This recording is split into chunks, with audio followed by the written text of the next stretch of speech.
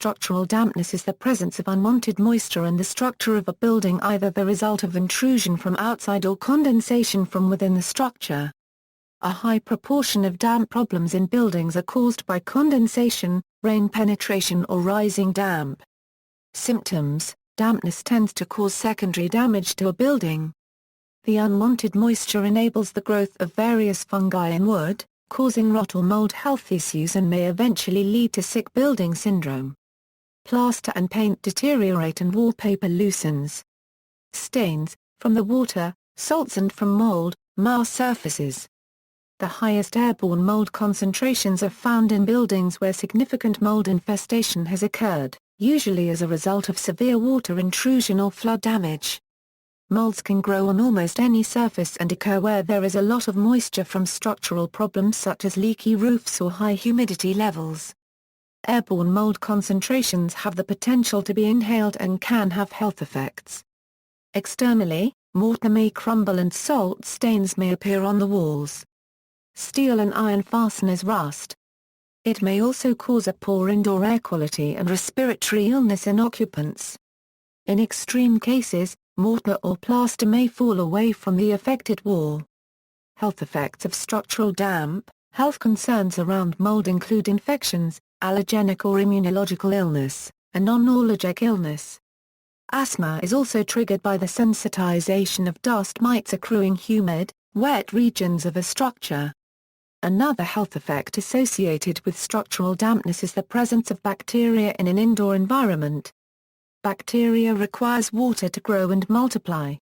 Bacteria is a source for the transmission of diseases, therefore putting occupants' health at risk by water intrusion into the indoor environment.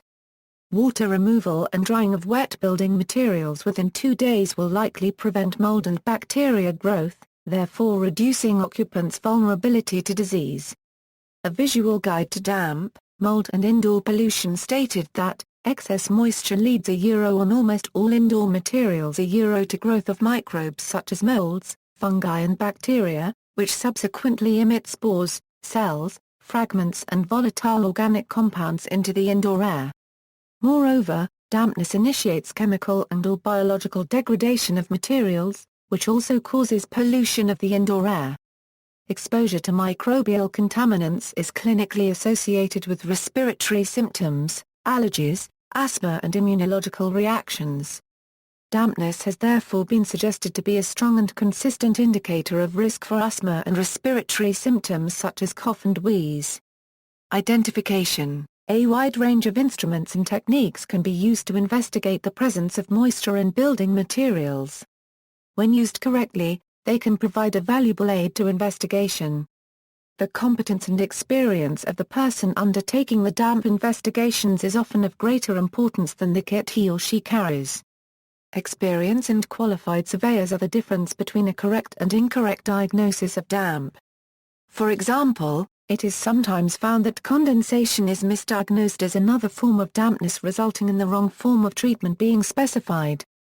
Chartered building surveyors are usually experienced in identifying dampness issues. However, their reports often suggest that dampness problems are investigated by a specialist damp and timber surveyor with a CSAT qualification. Processes for diagnosing rising damp in buildings are set out in BRE Digest 245. Prevention and treatment. Most forms of dampness can be prevented by thoughtful building design and careful construction. In the UK, well-built modern houses include damp proofing in the form of a synthetic damp-proof course, about 15 centimeters above ground level, to act as a barrier through which water cannot pass. Slate or engineering bricks with a low porosity were often used for the first few courses above ground level, and these can help minimize the problem. There are many approaches to the treatment of dampness in existing buildings. Key to the selection of an appropriate treatment is a correct diagnosis of the types of dampness affecting a building. Details of possible treatments for specific types of dampness are covered in the sections below. The cause of the dampness must first be eliminated, by providing better drainage or fixing leaking pipes. BRE Digest 245 describes several methods of treating rising damp, including the use of land drains and the insertion of physical and chemical DPCs. Then, Any affected plaster or mortar must be removed, and the wall treated, before replacing the plaster and repainting. Surveying and treatment of structural damp in the UK might best be currently described as confusing for the consumer. There are many companies available to carry out this work, but some independent evidence suggests all is not well, with high proportions of such companies unable to accurately diagnose the source of damp and to test properties. Confusion exists in the public mind partly because there is a lack of appreciation that someone claiming to be a surveyor may well not be a university-educated building surveyor, as there is little control of the use of the word surveyor in the UK and professional qualification seems not necessary. Indeed, they may have minimal surveying qualifications. The exception to this is a chartered surveyor who must be a member of a chartered institute such as RICS. Many damp treatment companies in the UK are members of a trade association called the Property Care Association. This association offers support to its members with a 3-day training course in damp detection and remediation available for some years. More recently, the Institute for Specialist Surveyors and Engineers has produced a Level 3 diploma in partnership with a well-regulated educational specialist APE, which many might think should lead to improvements in standards throughout the industry, as far more training and assessment is possible in the extended time available to tutors. Humidity. Humidity occurs in indoor environments due to building-related causes. Porous walls, rising damp, and leaks in the building are determinants for structural dampness due to elevated humidity levels. The construction of the building can also lead to humidity and unwanted moisture in the indoor environment. Wet materials, such as lumber stored unprotected outdoors before construction, can lead to increased humidity indoors for up to the second year of occupancy in the building. Most commonly in residences, elevated relative humidity is produced by poor drainage systems. This leads to dampness in substructures such as crawl spaces and basements. The dampness results in vaporization, where water vapor is transmitted into the building's interiors. Water vapor may enter the building through supply air ducts in building slabs and circulate it by warm forced air. Water vapor can also enter a building through leaky return air ducts in homes with crawl spaces. Human occupancy adds a significant amount of humidity to the indoor environment. Personal activity as basic as breathing and perspiration add moisture to an indoor space. Cooking and showering raise humidity levels in the indoor environment, which directly affects the structural dampness of a home. Aspects of the home can also increase the humidity of a space. Items such as aquariums, indoor swimming pools, hot tubs, and even indoor plants add to the humidity of an indoor space. All of these attributes can increase the humidity of a home beyond its recommended 30 to 50%.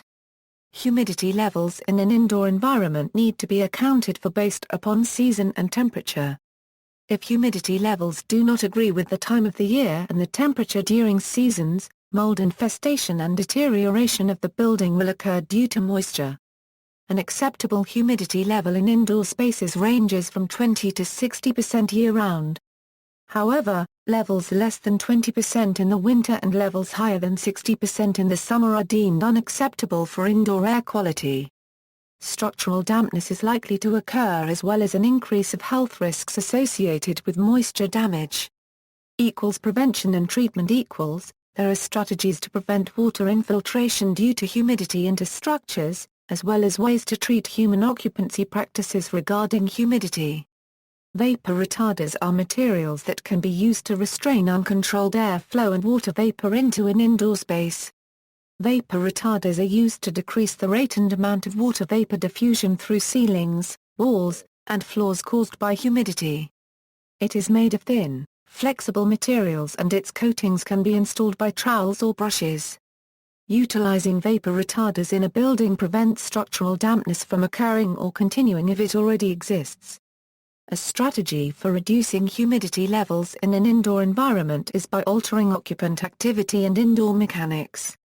Kitchens and bathrooms need to have their own vents. Additionally, washing machines need to be vented outdoors. Both of these are important in order to decrease indoor moisture due to humidity caused by the activities occurring in these indoor spaces. Moisture sources, such as hot tubs or indoor swimming pools, should be covered by airtight lids when not in use, thus humidity levels stay low in the indoor environment. Condensation comes from water vapor within the building. Common sources may include cooking, bathing, dishwashers, etc. The moisture in the air condenses on cold surfaces, sometimes inside the walls, called interstitial condensation. Buildings with poorly insulated walls are very prone to this problem. It often causes damage similar to damp in a building and often appears in similar places. This is because it occurs in the dead air pockets that accumulate in both horizontal and vertical corners. Moisture condenses on the interiors of buildings due to specific interactions between the roof and wall. Leaks most commonly occur on flat-roofed buildings. Certain building materials and mechanisms can be used to prevent condensation from occurring in these areas, therefore reducing structural dampness and potential mold infestation. In many cases, the insulation between the roof and wall is compressed, leading to a decrease in thermal resistance.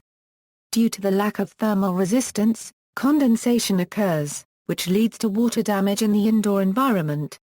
In most cases where moisture is not addressed quickly enough, mold and mildew develop. Another issue is that wind washing up into the crevice where the roof and wall intersect reduces the efficiency of the insulation. This results in condensation and risk for mold growth. In the United Kingdom, condensation problems are particularly common between October and March, to the extent that this period is often referred to as the condensation season.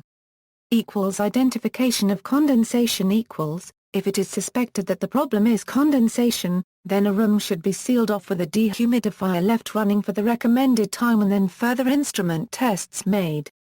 If the dampness has disappeared, then condensation is very likely the problem. Alternatively, humiditect cards or data loggers can be used as tools for diagnosing a condensation problem. Treatment typical remedies for condensation include increasing background heat and ventilation, improving the insulation of cold surfaces and reducing moisture generation.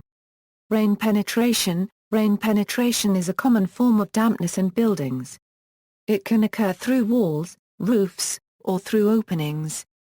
Water will often penetrate the outer envelope of a building and appear inside. Common defects include roof defects such as faulty flashing, cracked or missing slates or tiles. Faults in the brickwork or masonry such as missing or cracked pointing. Porous bricks or stones. Missing or defective mastic around windows and doors. Blocked weep holes. Missing or defective trays in cavity walls. Walls. Rain penetration is most often associated with single-skin walls, but can also occur through cavity walls, for example by tracking across wall ties.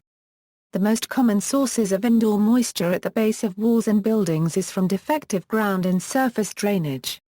This is due to rising ground levels and the failure of ground drainage systems.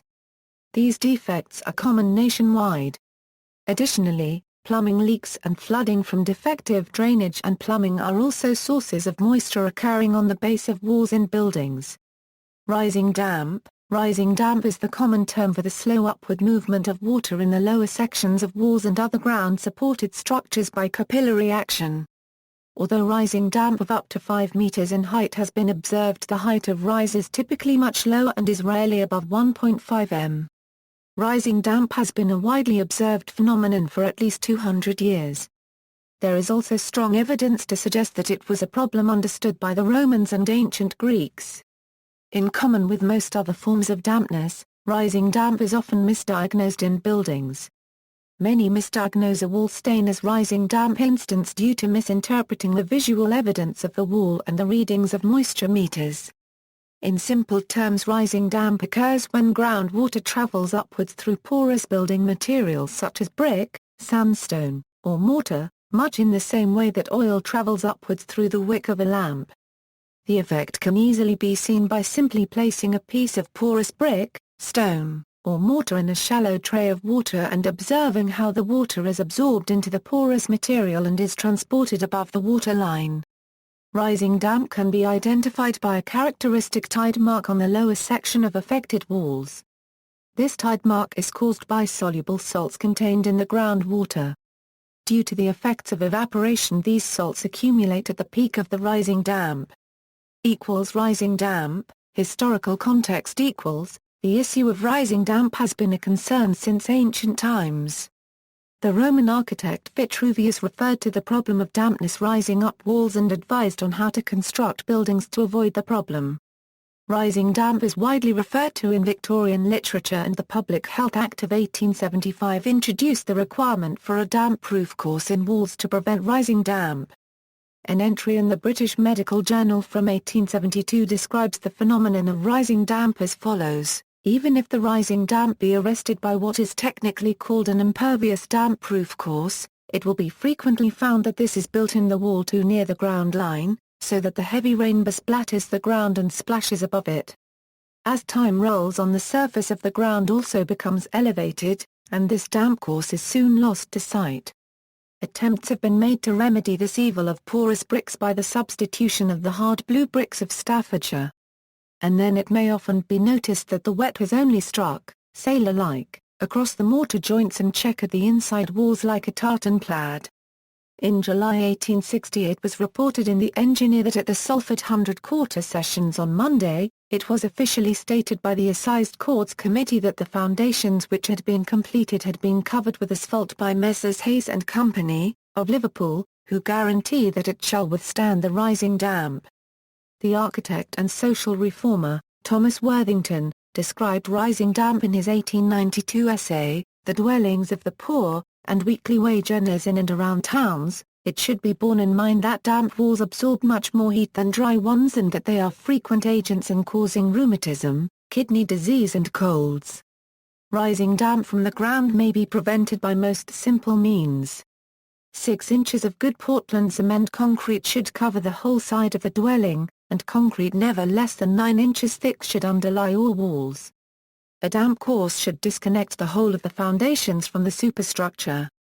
This preventative may consist of a double layer of thick slates bedded in cement, or of patent perforated stoneware blocks, or of 3/4 of an inch of best asphalt. The Building Research Establishment in its review concludes that rising damp is a real problem. Indeed, Part C of the Building Regulations for England and Wales specifically calls for the inclusion of a damp-proof course in all new properties. Skepticism: rising damp is a phenomenon that is fully predicted by the laws of physics, has been researched on a worldwide scale, and has been documented since Roman times.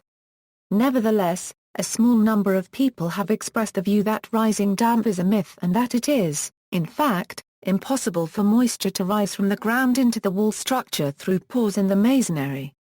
A former chairman of the construction arm of the Royal Institution of Chartered Surveyors, Stephen Boniface, has said that true rising damp is a myth and chemically injected damp-proof courses are a complete waste of money. However, he has recently clarified this statement on a comment post made on the Surveying Property website. Whilst I have often been quoted as stating rising damp is a myth, the only time I have ever said that phrase is once when delivering a paper at a conference and then using the intake of breath as a cue to then develop the argument further and explore the issue of damp. In other words, I used the phrase provocatively. I then went on to state that whilst I accept rising damp might exist, it is indeed extremely rare. I have at other times referred to the myth of rising dampness and explained what I understand without actually stating myself that it is a complete myth. Conrad Fisher's article The Fraud of Rising Damp points out that the historic City Hall in Bamberg stands in the River Regnitz and its bridge remains dry without any chemical, mechanical or electronic damp-proof course. However, evidence suggests that not all walls are capable of supporting rising damp, so merely observing that rising damp does not occur in a particular wall does not disprove its existence in other walls. In 1997, the housing disrepair team at Lewisham Council in South London were so convinced that rising damp was a myth that they offered a reward of £50 to anyone who could show them a genuine case of it. Manager Mike Parrott said the point of the reward is to convince our tenants that rising damp is a myth. Water intrusion into the indoor environment can be attributed from causes other than rising damp. Moisture penetration has been an ongoing problem for residences as evaporation occurs at the edge of the damp area, resulting in tide marks due to salt deposition. The tide mark is commonly distinguished as a feature of rising damp. However, even after the water intrusion has been treated, these salt accumulations still persist. This suggests that rising damp is not always the cause for the water penetration. How rising damp occurs equals, according to Durin's law, the maximum height of rise is inversely proportional to the capillary radius. Taking a typical pore radius for building materials of 1 micrometer, Durin's law would give a maximum rise of about 15 m. However, due to the effects of evaporation, in practice the rise would be considerably lower. A physical model of rising damp was developed by Christopher Hall and William D. Hoff in their paper Rising Damp, Capillary Rise Dynamics in Walls. The analysis is based on experimentally well-established properties of porous building materials and the physics of evaporation from building surfaces. Hall and Hoff show that the model can be used to predict the height to which damp will rise in a wall. The height of rise depends on the wall thickness, the sorptivity of the wall structure and the rate of evaporation. Further work has confirmed experimentally the importance of mortar properties in determining the height to which damp will rise in walls. BRE Digest 245 lists several factors that can influence the height of the rise, including rate of evaporation from the wall, pore sizes of the masonry, salt content of the materials and the soil, groundwater and degree of saturation, and use of heating within the property. The effect of seasonal variations in evaporation rate on the height of moisture rise have been comprehensively described. A review of data and publications commissioned by the Property Care Association and carried out by the University of Portsmouth concluded that rising damp is an age-old and ubiquitous problem. It also noted that records on observation and descriptions on this phenomenon date back to early times. It was identified as a public health issue in the second half of the 19th century. The review looked at data and studies on rising damp from a number of countries including the United Kingdom, Portugal, Germany, Denmark, the Netherlands, Greece, Australia, and Malaysia. Diagnosis of rising damp equals. The first step in assessing damp is to check for standing water. Removing water with good drainage will remove any form of dampness. Once done, and dampness remains, the next step is to look for the presence of a damp-proof course. If a damp-proof course is present, it is likely to be functioning, as the materials from which damp-proof courses are manufactured tend to have a long lifespan.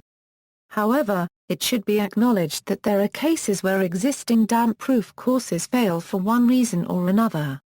One method that is often used to determine if the source of dampness is rising damp is to look for the presence of salts, in particular a telltale salt band, or tide mark at the peak of the damp's rise. Although this is a useful indicator, it is not completely reliable as salts can enter the fabric of the wall in other ways, for example unwashed sea sand or gravel used in the construction of the wall. If there is no damp-proof course and rising damp is suspected, then a number of diagnostic techniques can be used to determine the source of dampness. BRE Digest 245 states that the most satisfactory approach is to obtain samples of mortar and the affected wall using a drill and then analyzing these samples to determine their moisture and salt content to assist in providing appropriate remedial building solutions. The fact that this technique is destructive to the wall finish often makes it unacceptable to homeowners. It is for this reason that electrical moisture meters are often used when surveying for rising damp. These instruments are unable to accurately measure the moisture content of masonry, as they were developed for use on timber, but the reading patterns that are achieved can provide useful indicators of the source of dampness. Rising damp treatment equals, in many cases, damp is caused by bridging of a damp-proof course that is otherwise working effectively. For example, a flower bed next to an affected wall might result in soil being piled up against the wall above the level of the DPC. In this example, moisture from the ground would be able to ingress through the wall from the soil. Such a damp problem could be rectified by simply lowering the flower bed to below DPC level. Where a rising damp problem is caused by a lack of a damp-proof course or by a failed damp-proof course, there are a wide range of possible solutions available. These include replacement physical damp-proof course, injection of a liquid or cream chemical damp-proof course, damp-proofing rods, porous tubes/other evaporative methods, for example shriver, land drainage, electrical osmotic systems. Replacement physical damp-proof course. A physical damp-proof course made from plastic can be installed into an existing building by cutting into short sections of the mortar course, and installing short sections of the damp-proof course material. This method can provide an extremely effective barrier to rising damp, but is not widely used as it requires experienced contractors to carry out if structural movement is to be avoided and takes considerably longer to install than other types of rising damp treatment. The cost is also several times higher than for other types of rising damp treatment. Injection of a liquid or cream chemical damp-proof course. Injection of a liquid or cream into bricks or mortar is the most common method of treating rising damp. Liquid injection products were introduced in the 1950s and were typically installed using funnels or pressured injection pumps. The effectiveness of liquid injection damp-proofing products is dependent on the type of formulation and the skill of the installer. In practice, injection times tend to be lower than those required to provide a damp-proof course of optimum effectiveness. A paper published in Building and Environment in 1990 made the following calculations about injection times. The results of these calculations for a range of bricks and one building stone suggest that when high-pressure injection is used, the time of injection is unlikely to be less than 5 minutes per hole and may exceed 20 minutes per hole even for relatively permeable and porous materials. The times calculated for low-pressure infusion of repellents range from 8 hours to 44 hours. In more recent years, patented damp-proofing creams EP patent 1,106,590 have taken over from liquid products due to improved ease of application. As with liquid products, these are based on silane siloxane active ingredients which line the pores of the mortar to repel damp. The effectiveness of liquid and cream-based rising damp treatments varies considerably between products due to variations in product formulations. Independent test certifications such as British Board of Agreement certificates are available for some products, showing that they have met a minimum requirement for product performance. Damp-proofing rods. Damp-proofing rods were launched onto the market in 2014. They use similar active ingredients to those found in liquid or cream-based rising damp treatments, but contained in a solid, porous rod.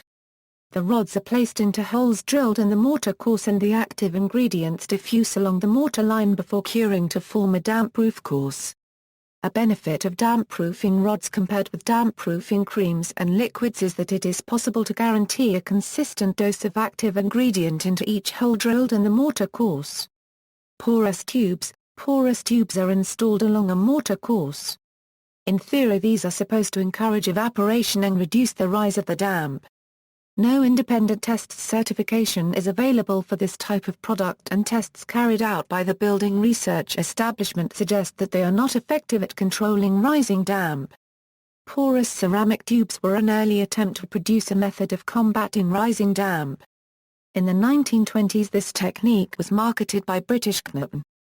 Tests were written up in the Building Research Station Annual Report of 1930. There have been tests to determine the effect on the rate of evaporation of moisture of inclined porous clay tubes set in specimens of brickwork and natural stone. Laboratory experiments and field tests have been carried out. Results indicate that no useful increase in the rate of evaporation of moisture results from the use of these tubes.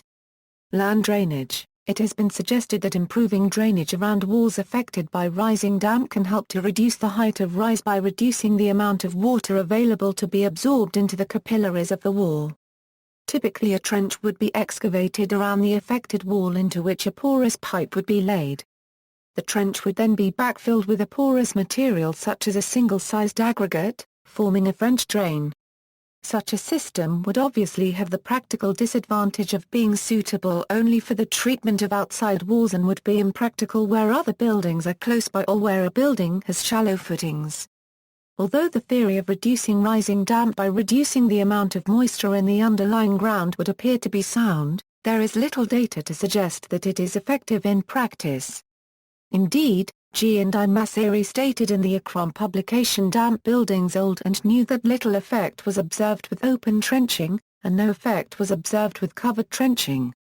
Electrical osmotic systems. These attempt to control rising damp through the phenomenon of electro-osmosis. Whilst there is evidence to suggest that these systems can be useful in moving salts in walls, there is little in the way of independent data to demonstrate effectiveness in treating rising damp. The BRE publication Understanding Dampness makes the following observations about electro-osmotic systems for the treatment of rising damp. There are two types, active and passive. Neither has been approved by a recognized laboratory. By far the greater number of systems are of the passive kind, where there is no external source of electricity. They have always been something of a controversial issue. On theoretical grounds, it remains a mystery as to how they can work. Their effectiveness has not been demonstrated in the laboratory and field evidence is disappointing. Effectiveness of rising damp treatments equals, BRE Digest 245 suggests that with the exception of replacement physical DPCs, only methods of treatment with third-party accreditation should be considered for the treatment of rising damp.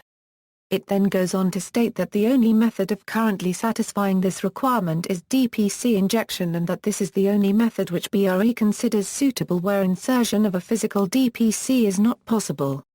The Royal Institute of Chartered Surveyors publication Remedying Damp is more cautious about reliance on third-party accreditation, casting doubt upon the validity of the test methods employed, arguing that trials are usually conducted using specially built masonry panels, which do not match up in many respects to walls found in real properties, and that if a DPC were proved to not work in a specially built masonry panel, this would be the more significant result.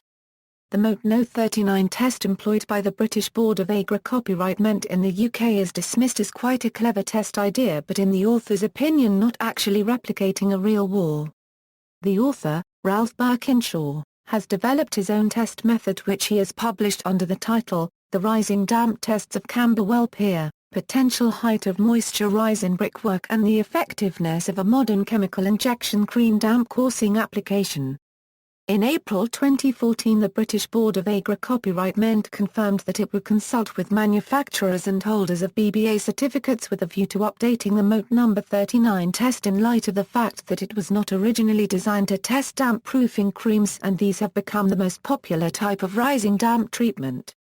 This replaces a draft BBA guidance note that said damp-proofing creams differ from fluid-based damp-proofing treatments in a number of ways. 1. Creams are applied at much lower application rates than is typical for fluid injection and are designed to spread through masonry by diffusion without the assistance of pressure injection. Owing to the number of different mortar types and moisture contents, it is necessary to test these materials under a wider range of conditions. Research undertaken by the BBA has indicated that the performance of creams differs with varying test conditions, with not all products performing well under all test conditions. 2. The amount of active material delivered per linear meter varies considerably between cream formulations. Injection systems were typically injected at an application rate of approximately 100 g of active ingredient per linear meter of 275 mm thick wall. However, because the strength of cream formulations used in the UK can vary widely, the applied amount of delivered active material varied from 22 g to 107 g per linear meter depending on product strength. As there is limited historical data on the durability of chemical creams with low levels of active material, it is difficult to draw conclusions on their life expectancy in comparison to high-strength creams which have similar active material levels to injected systems. In his book, Dampness in Buildings, Alan Oliver refers to research carried out in Belgium regarding the effectiveness of different types of rising damp treatments. In Belgium, at the Centre Scientifique et Technique de la Construction, research was carried out on the effectiveness of the main retrofit DPCs found in Europe. It was generally found that physical DPCs performed best, followed by the various chemical DPCs, with electroosmosis and atmospheric siphons being the least effective. Replastering Replastering will often be carried out as part of a rising damp treatment. Where plaster has become severely damaged by ground salts there is little argument about the need to replaster.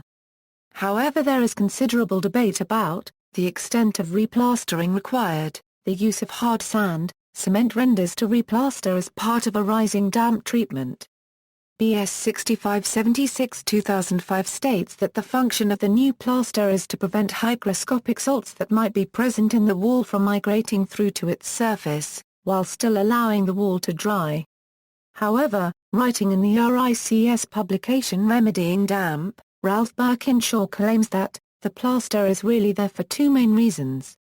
He accepts the need for replastering when significant amounts of ground salts have built up in the existing plaster, but he then goes on to say that replastering is often carried out to make up for an unreliable chemical DPC. He also suggests that damp-proofers have an incentive to carry out more replastering than is strictly necessary, as it allows them to finish the job without having to wait for walls to dry out, resulting in faster payment. Although the sand cement renders typically installed as part of a rising damp treatment are very effective at holding back damp and ground salts, they have a number of disadvantages. These include an incompatibility with the soft bricks and mortars encountered in older buildings and a lack of insulation properties compared with more traditional plasters, resulting in an increased risk of condensation. Replastering is also one of the most expensive parts of a rising damp treatment. Porous renders to German WTA specification February 2, 91 can be used as an alternative to dense sand cement renders. These have a minimum porosity of 40% of total volume. Salts crystallize in these pores rather than on the plaster surface, avoiding decorative spoiling. Such plasters offer a better solution than dense sand cement renders when used on moderately salt-contaminated walls, as their porous nature gives them insulation properties, resulting in a warmer surface temperature and making condensation problems less likely to occur. However, when used on heavily salt-contaminated walls, they may need to be replaced frequently as they lose effectiveness once all the pores have become filled with crystallized salt.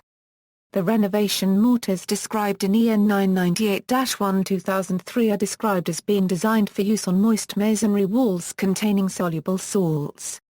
The performance requirements for these types of mortars are based on German WTA specification February 2, 91, but without the requirement for a minimum porosity of 40% of total volume. More recently, systems have become available that allow plasterboard or insulation board to be used to replaster walls affected by rising damp. After the existing plaster has been hacked off the wall, a salt and moisture retardant cream is applied to the wall. The plasterboard is then applied to the wall using a salt moisture-proof adhesive. Such systems have the advantage that they can be decorated straight away, rather than having to wait several days or weeks. They also provide a warmer surface that is less prone to condensation than would be the case with a standard sand, cement render. Replastering may not be necessary where salt contamination is not severe. BS 6576-2005 states that, where the plaster appears to be in sound condition, the extent of plaster to be removed may be minimized by delaying any decision to replaster until the drying period is complete. Avoiding the need to replaster in this way can reduce disruption and mess and has the advantage of allowing the original lime or gypsum-based plaster to be maintained. However, the deficiencies of any remedial damp-proof course will be more apparent if the wall is not covered with a waterproof render. For this reason, it is important to check the BBA certificate of the damp-proofing system to ensure that it is valid for use where replastering is not being carried out. Redecoration: it is best practice to delay replastering and redecoration for as long as possible following rising damp treatment, but this obviously creates inconvenience to the occupants of the affected building. BRE Digest 245 states that while the wall should be allowed to dry for as long as possible, replastering can follow, providing porous decorations are selected. These are usually matte emulsions and water-based paints, both of which will allow the wall to breathe. Application of gloss and vinyl paints or wallpapers should be delayed for at least 1 year. Due to the fact that rising damp often coexists with other forms of dampness such as condensation, the use of a mold-resistant emulsion paint is often recommended. References. External links: Institute of Specialist Surveyors and Engineers, the UK, based international institute specialising in structural damp, committed to creating and raising standards and representing the highest of standards within this industry. Howell, Jeff. The Rising Damp Myth, Property Care Association. UK Trade Association for Damp-Proofing Professionals, Waite, Richard. Rising damp is a myth, says Stephen Boniface, former Royal Institution of Chartered Surveyors Chief, World Health Organization. Damp and Mold, Health Risks, Prevention and Remedial Actions, Rising Damp Solutions, Dawson, Adrian. What is rising dampness?